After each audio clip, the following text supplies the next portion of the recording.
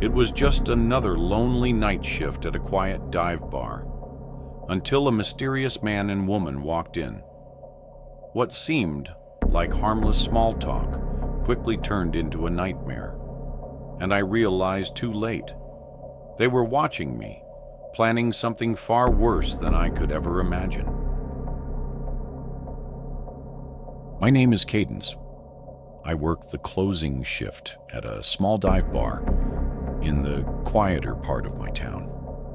The place is right off the highway, but the parking lot also has a back entrance that's available to the general town. It's nothing fancy, just a dimly lit spot where the regulars know each other by name.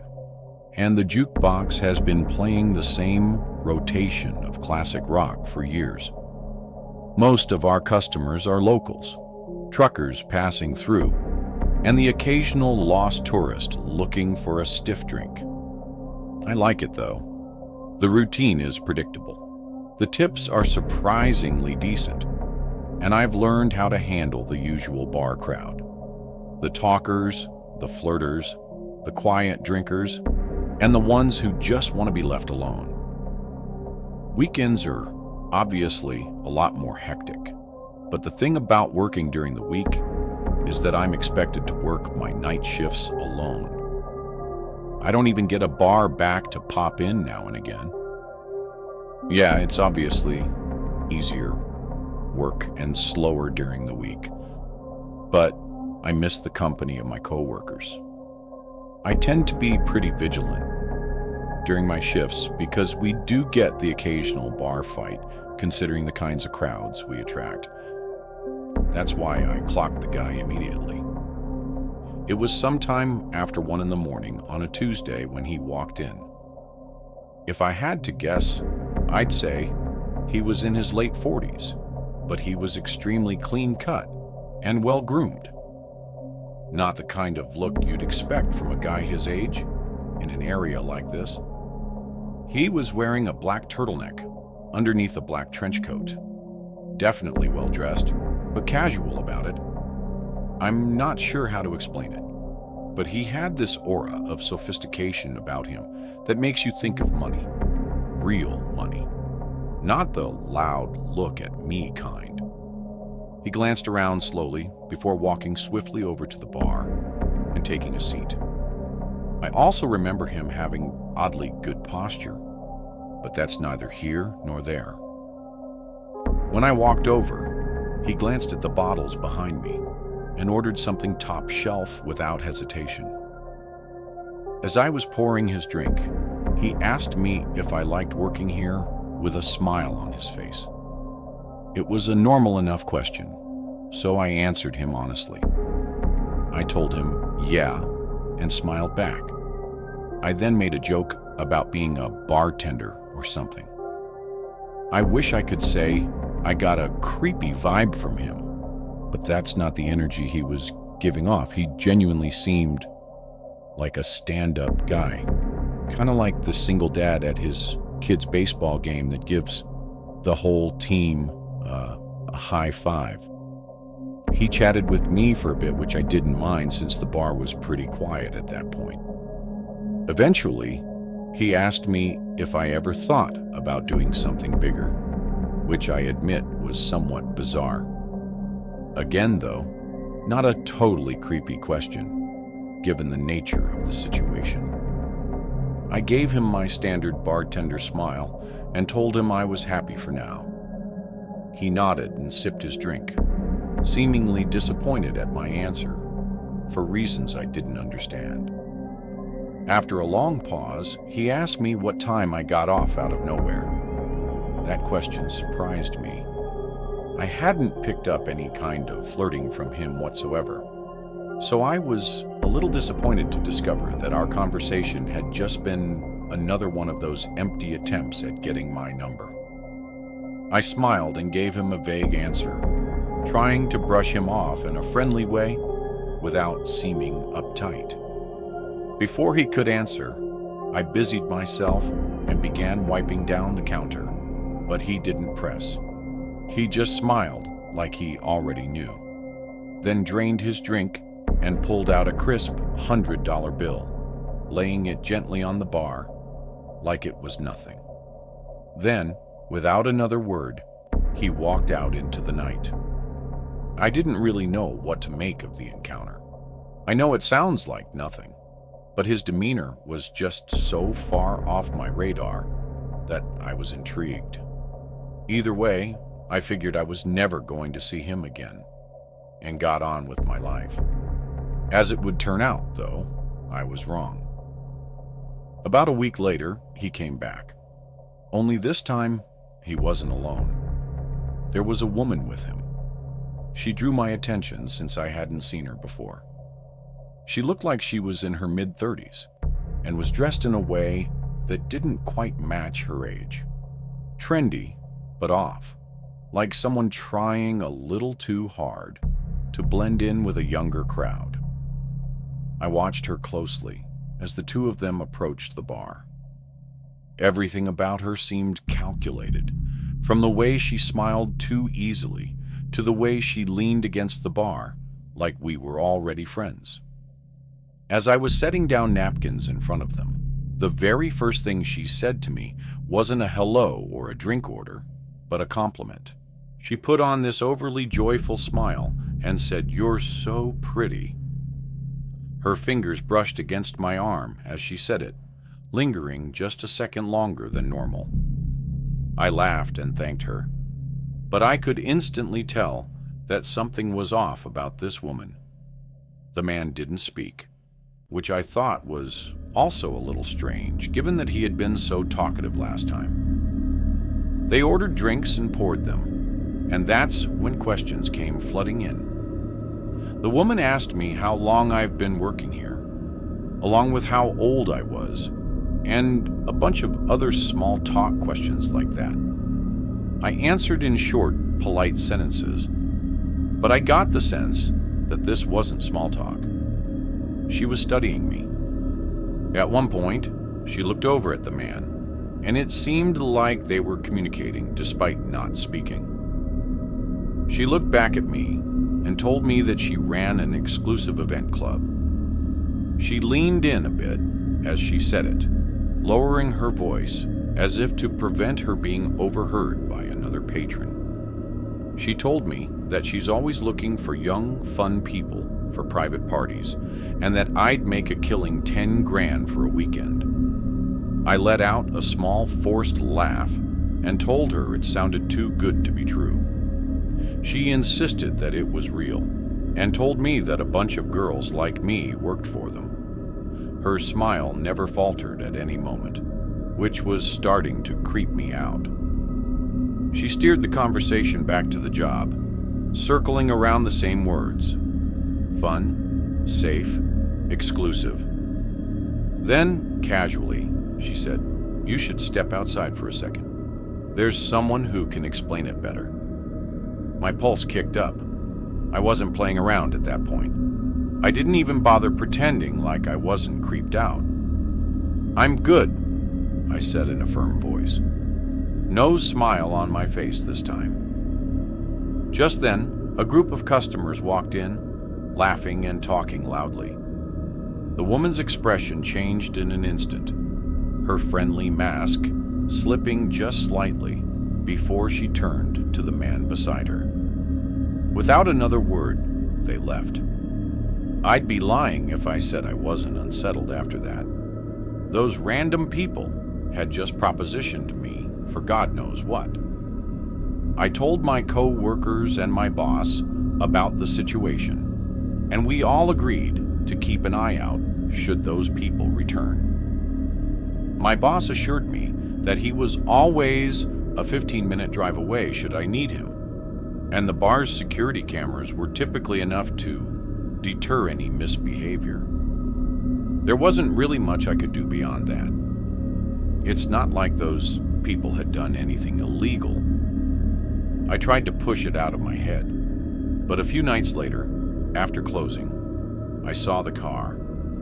It was parked across the street, engine off, just sitting there.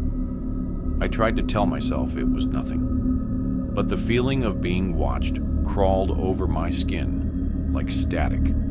As I walked to my car, I kept my head down, my keys clutched tight in my hand. When I pulled out of the lot, I checked my mirrors. The car followed. It stayed back just enough to avoid suspicion, but every turn I made, it was still there. I took a random turn onto a side street, and it followed. Another still there. I started freaking out internally. I knew it was then. I forced myself to stay calm, to think. Then, without hesitating, I navigated and pulled into the parking lot of a police station, gripping the wheels so tightly my knuckles practically turned white. The second I pulled in, the car sped off. Nothing happened after that for a while, but I knew it wasn't over. It turned out I was right. It was a slow weekday shift, barely anyone coming in. By midnight, I was wiping down the counter, half thinking about closing early, when the door creaked open. It was the woman. I immediately sent my boss a text as inconspicuously as I possibly could. I looked back up, and the woman was staring at me with that same artificial smile. She walked slowly to the bar and sat down with her hands folded neatly. I was debating just telling her to leave when she said, "Thought I'd come check on you." My stomach started twisting, but I did my best to hide it. I told her we were about to close and that she had to leave, but she made this pouty face and asked for just one old-fashioned. But first, did you know that 98% of people who watch my videos aren't subscribed? That means you. And yes, I am speaking specifically to you. Probably aren't. So, now would be a great time to leave a like on the video and subscribe. Anyhow, I used to work the night shift at a gas station/convenience store off a quiet stretch of highway. I say used to because after what happened to me a few months ago, I won't work a night shift again. It's a small station, the kind that barely gets any business once it gets late. Most of my shift was spent restocking shelves, wiping down counters, and occasionally ringing up a trucker or traveler passing through. I remember the whole thing vividly. It was just past 2:30 in the morning. By then, even the truckers had mostly dried you, and I was left with basically nothing to do. I scrolled Mind on my phone, trying to kill some time. At one point, I stepped outside for some air, rubbing my hands together against the cold. I exhaled a few times, watching my breath disappear in the cold. The parking lot was empty, just the pumps, the road, and the dark stretch of trees beyond. The neon sign flickered faintly, and I remember being hazy out, like you could literally see the moisture in the air. Even with the highway not too far off, it was pretty silent out there. Right as I was about to walk back towards the store, I noticed something move out of the corner of my eye. I whipped my head around and realized there was a person standing behind one of the pumps. How had I not noticed him earlier? He was wearing a dark red hoodie with a hood up, and he had both hands shoved in his pockets. There wasn't a car in sight, so he obviously wasn't fueling up. The only thing was, he didn't seem to be heading towards the store either. He was just standing there, half turned toward the store, like he was watching me. At first I figured maybe he was waiting for someone, but something about the way he moved rubbed me the wrong way. He was kind of shuffling about in this circular pattern. I entered the store, but made sure to keep an eye on him through the glass. I kept track of him while pretending not to, hoping someone would drive up and pick him up or something. But after a few minutes, he started walking toward the door. Slow at first, then suddenly pushing inside like he'd made up his mind all at once. He walked up to the counter but didn't say anything right away, just stared at me like he was sizing me up. Then, in a rushed, almost rehearsed way, he muttered that his car had broken down just before the pumps. He said he needed a jump, or maybe just a little gas to get to the next town. I was literally shocked. He wasn't even trying to make his story believable. Like, I couldn't believe he actually expected me to buy his BS story. I offered to call a tow truck instead. No, he said too quick, shaking his head. He just needed a flashlight. Maybe some help checking under the hood. Something was definitely off. That much was true. The way he spoke, the way he watched my reaction. It felt like a test.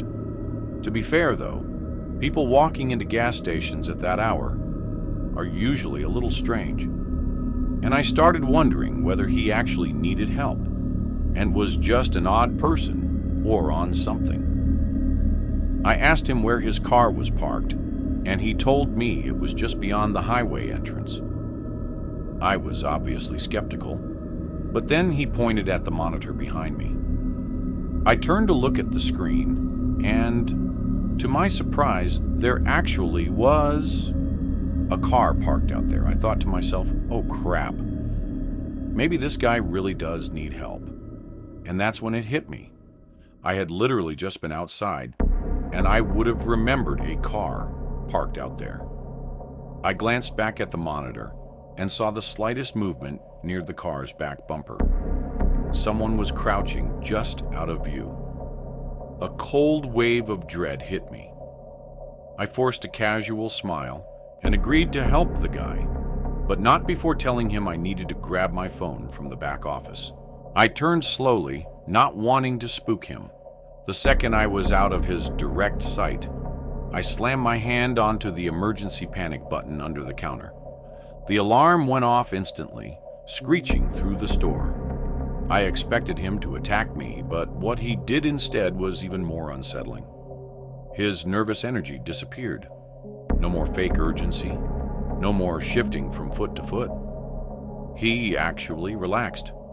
His whole body language shifted, and then he smiled. Not a panic smile, not an embarrassed one either. A slow, knowing grin like he had all the time in the world, like this was amusing to him. I was in shock. I didn't even have time to get physical with him. In one fluid motion, he turned and bolted. I ran to the monitors just in time to see both of them take off. Not toward the car, but into the woods behind the station. The car just sat there, engine off, headlights off, no one inside. By the time the police arrived, it was exactly as I saw it. The car was still there, but the men were gone. No footprints leading away, no sign of them anywhere. And then one of the officers pointed something out, something I hadn't noticed before. The front passenger door was open. There had been a third person inside the whole time. The police took my statement down. I turned over the surveillance footage, and that was that. A few days later, they followed up with me. They had the car towed and ran the plates. Turned out it had been reported stolen nearly a week earlier, over 100 miles away. No one had come forward to claim it. No reports of missing persons, no other crimes linked to it. Just an abandoned vehicle in the middle of nowhere, with no explanation. That was months ago, and still nothing. I don't know why convenience stores are such popular targets, but I can say for sure that I will never work another night shift again. This happened a couple weeks ago. I worked the night shift at Walmart. It's not the worst job in the world, but after a while, it starts to feel like you're just floating through time. The nights blend together. Same shelves, same routine, same dull hum of the overhead lights. Hopefully something better comes along. I usually hang out in and stock the electronics section, which is nice because it's quieter than the other areas. People don't exactly come rushing in at 2 a.m. to buy phone chargers and Bluetooth speakers. Most of the customers are either night owls killing time or truckers grabbing last-minute supplies before heading back on the road. That's why I noticed him. At first, I didn't think much of it. Just another guy wandering the aisles, probably waiting for someone. But after a few minutes, I realized he wasn't shopping. He wasn't even pretending to. He just kept appearing. Every time I glanced up, he was lingering nearby, hovering in the next aisle over, or standing a little too still by the clearance section. He wasn't looking at anything. He was just standing there, watching me. I told myself I was overthinking it. The store is big, and maybe he was just taking his time. But the way he moved, always just close enough for me to notice, never actually picking anything up. It set something deep in my gut on edge. I was waiting for him to just get on with it and ask for my number, but he never approached me. It was like he wanted me to see him, which didn't make any sense to me. I went to radio someone about it, but realized that the batteries in my radio must have been dead because it wasn't working. Eventually, I started debating whether I should go find a manager when I felt a hand wrap around my arm. I nearly jumped out of my skin, but before I could react, a woman's voice rang out loud, friendly, overly familiar. She exclaimed, "There you are," before going on a little spiel about how she had been looking all over for me. I turned, completely thrown off, and saw a woman I had never seen before in my life. She was smiling, her grip firm on my arm, like we were old friends reuniting. Before I could say anything, she leaned in and whispered, her tone dropping to something low and urgent. "That guy's been recording you. Follow me." My stomach dropped. I turned my head slightly, just enough to glance back. The man was still there, only now he wasn't even pretending to browse. He was staring right at me. A cold wave of fear crept over me. I let her pull me. I didn't even question it. The way she grabbed my arm, the way she spoke so loud and casually, like we were two old friends reuniting. I clung to it. I was beyond grateful that someone had realized what was going on and put herself in an uncomfortable position just to help me. She kept up the act as we walked, rambling about something. Maybe a trip she had taken, maybe an inside joke we supposedly shared. I barely processed the words. My thoughts were stuck on him. Had he really been recording me? That was creepy as hell. I wanted to know if he was still following us, but I couldn't muster the courage to turn around just yet. The woman steered me through the aisles, moving fast. I barely noticed where we were going, only that we were going, that the distance between me and that man was growing. In all honesty, I was kind of expecting her to quit the pretending to know me at some point, but she kept it up. At one point, it was getting a little uncomfortable. So I glanced behind me, and to my relief, that man was no longer following. The woman kept pulling me forward, though. I told her that we were good now, and that we should probably go find my manager. But she just squeezed my arm tighter, telling me that he was lurking somewhere. I thought to myself, so what? What's he gonna do in a store full of employees? I was obviously worried at first because no one was around. But now that I wasn't alone, I started realizing that there wasn't much of a point in being scared anymore. I told her this, but she continued moving. I told her I was serious and planted my feet, twisting my arm slightly to loosen her grip. "You can let go now," I said, but she didn't. She smiled at me, but something in it was off. "Come on, just a little further," she said, basically tugging me at that point. I glanced around. The store was basically dead. We had moved past the registers, past the self-checkout, past the aisles that saw the most foot traffic. The warehouse section loomed ahead, dimly lit and nearly empty. Beyond that was the side exit, the one without cameras, the one employees used for loading shipments. That's when it dawned on me. She was leading me straight to the exit. I didn't think. I screamed for help as I yanked my arm free of her grasp with all my might. She lost her grip just enough for me to pull free. I didn't waste another second. I turned and ran toward the front of the store. As I fled, she yelled out something behind me. She yelled for me to come back, followed by my name, which I hadn't given her. I kept running until I saw one of my co-workers who was running toward me, most likely reacting to my screaming. I told him to call security, which he promptly did. That woman was long gone, though. By the time I told my story to the security guards, that woman and that man were nowhere in sight. They reviewed the security footage, and just as I suspected, the woman and man walked into the store together. She had been with him the entire time. The man's face was clear as day in one of the frames, but hers was always turned away. I had a feeling she was the mastermind behind the whole thing, so I was infuriated that the cameras hadn't picked her face up. Every second of it had been planned. The police got involved, and the whole thing went down as a failed abduction attempt. I'm still waiting for a resolution about it.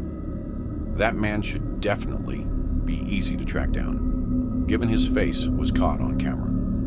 I have no idea how that woman knew my name. That's what terrifies me the most. Those people hadn't just picked me at random. I was a direct target. If you enjoyed this video, don't forget to hit the like button and subscribe to the channel for more amazing video. Turn on the notification bell so you don't miss any updates. All right, that's it for today. Take care, and I'll see you in the next one.